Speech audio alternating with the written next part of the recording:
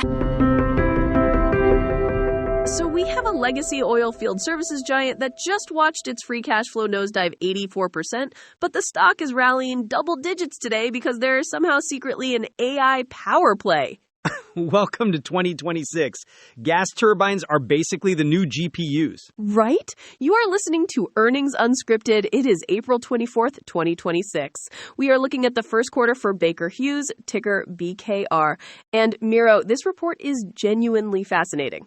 It really is. I mean, if you just glance at the top line, total revenue came in at $6.59 billion. That is down 11% sequentially. A pretty steep drop, but the market completely ignored it. The stock gapped up right at the open and added over 10% to its pre-earnings close, finishing near 69. Which feels crazy until you dig into the split personality of this company. Oh, and quick note before we dive too deep, just a reminder that this is not financial advice, just our personal opinions. Please do not go buying off-grid gas turbines based on our podcast. Or oil rigs, for that matter. But look, the stock surge actually makes sense if you strip out the noise. Yes, revenue dropped, but GAAP earnings hit 93 cents a share, up 6%. Adjusted EBITDA was down sequentially, but still up 12% year over year at $1.16 billion. They maintained a really solid 17.6% adjusted margin. Yeah, they're squeezing out profits even when volume dips. But the part of the filings that actually stopped me in my tracks was the order book for the industrial and energy tech side, the IET segment. A record $4.9 billion in orders. It's a massive number. It is, and specifically, they booked 25 power generators through Boom Supersonic. And get this, it's not for planes. It's literally to deliver 1.21 gigawatts of off-grid capacity, specifically to run a new AI data center. Baker Hughes is essentially stepping in because the grid cannot handle the AI boom. Right, because these data centers are popping up and utility companies are saying it will take years to connect them. Customers are getting desperate, so they're bypassing the grid entirely. Baker happens to build the exact turbines and power systems they need for behind-the-meter generation.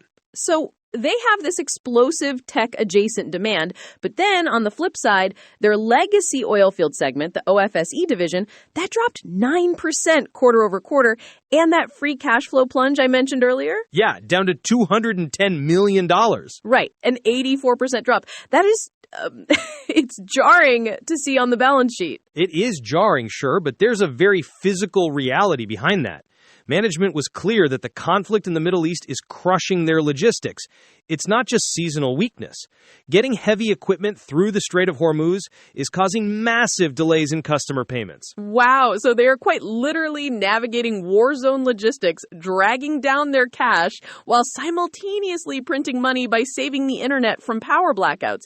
It feels like two totally different businesses colliding under one ticker. Exactly. And to manage that tension, they're basically ripping up the corporate structure. It's wild to see them raising billions in new debt while aggressively selling off old divisions. Okay, yes, the balance sheet acrobatics are intense this quarter. Let's get into the details on how they're actually paying for all this surgery. It is a radical portfolio surgery, honestly. Look at the debt first. Their long-term debt it exploded. It went from basically $5.4 billion last quarter to over $15.4 billion right now. Which is terrifying on paper. Right, but it is highly specific. They issued $6.5 billion in U.S. bonds and another $3 billion in European bonds. First time they ever did a Euro bond, actually. All of this cash is pushing their total cash pile to nearly $15 billion. It is just sitting there waiting to fund the Chart Industries acquisition. Okay, so it is staging. They are essentially holding the money in escrow until regulators sign off on the Chart deal in quarter two. Exactly. The problem is you cannot just carry that much leverage forever. And this is where the divestitures come into play. They are aggressively speeding up the process of dumping anything that does not fit their new tech and energy transition focus. So they got rid of Waygate Technologies, the precision sensors business, and spun out surface pressure control. And CEO Lorenzo Simonelli said they expect to generate $3 billion in gross proceeds by 2026 from those sales. So they're buying Chart Industries to go heavy on gas and tech, and they're funding it by, stripping the copper wire out of their legacy industrial businesses. That is a little harsh, but yeah, Pretty much. The management team is convinced it pays off. The CFO, Ahmed Mogul, was super clear on the call. I have the quote right here. He said, and I'm quoting, "To date, we have identified more than 250 synergy opportunities and remain confident in achieving the full $325 million of targeted cost synergies." 250 synergy opportunities? That just sounds like 250 middle managers updating their resumes. Most likely. But look, there is a real sleight of hand happening here that the market seems to be ignoring. You remember that 93 cents of GAAP earnings from the opening, the one that was up 6% sequentially? Yeah, the headline beat that everyone is celebrating. Right. Except adjusted net income actually fell 26% quarter over quarter.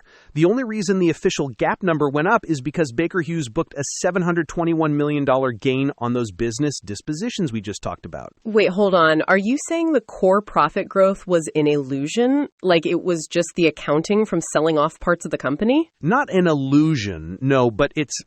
let me phrase that better. It's non-operational. They sold the furniture to make the quarterly income look fantastic while the actual operational top line was shrinking. Of course, it always comes back to a spreadsheet trick. I mean, it makes sense strategically. They have a stated goal to drop net debt back to roughly 1 to 1.5 times EBITDA within 2 years. But it definitely papers over how hard that Middle East disruption is actually hitting their oil field operations right now. It absolutely papers over it. If you back out the asset sales, the margin story is still solid, but the cash flow and the operational income are bleeding. Moving huge machinery around the Strait of Hormuz is causing a real logistical nightmare, and they can't hide that in the adjusted numbers forever. Right, because eventually you run out of furniture to sell, which really begs the question, where does this leave them heading into the spring? Because next quarter can't possibly hold up this balancing act, right? It cannot. And management is not actually pretending it will. The CFO was surprisingly blunt about it.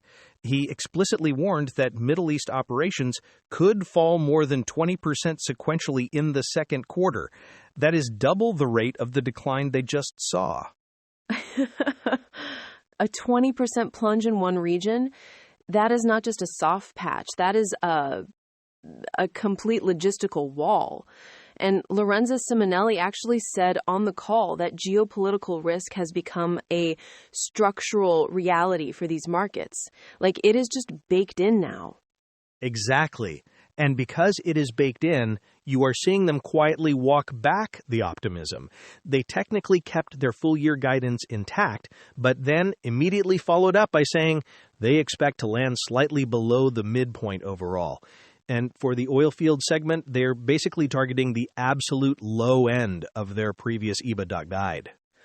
Which feels very responsible, honestly. But it paints such a wild picture for the rest of 2026. It is basically a foot race. On one track, you have this explosive, high-margin AI power business running as fast as it can. And on the other track, it is dragging this heavy, very real geopolitical anchor. That is the whole story right there. Can the data center boom and the Chart Industries integration grow fast enough to offset a legacy business that simply cannot get its equipment through the Strait of Hormuz? I mean, they're essentially trying to rewrite their corporate DNA live on stage. Rebuilding the engine while driving through a storm. Yeah, with $15 billion in fresh debt strapped to the roof. Right. Okay, well, that gives us plenty to watch for next quarter. Thank you all for joining us on this incredibly fascinating dive. Take care, everyone. If you want these deep dives to just show up automatically, go ahead and follow the show on your app. We actually generate these episodes using AI, which still blows my mind a little since we don't even use a physical studio to create these voices. But we absolutely love hearing from actual human listeners. If there is a ticker you want us to unpack, just drop a note to earningsunscripted@datamadness.ca or catch the X link in the show notes. See you next time. Take care, everyone.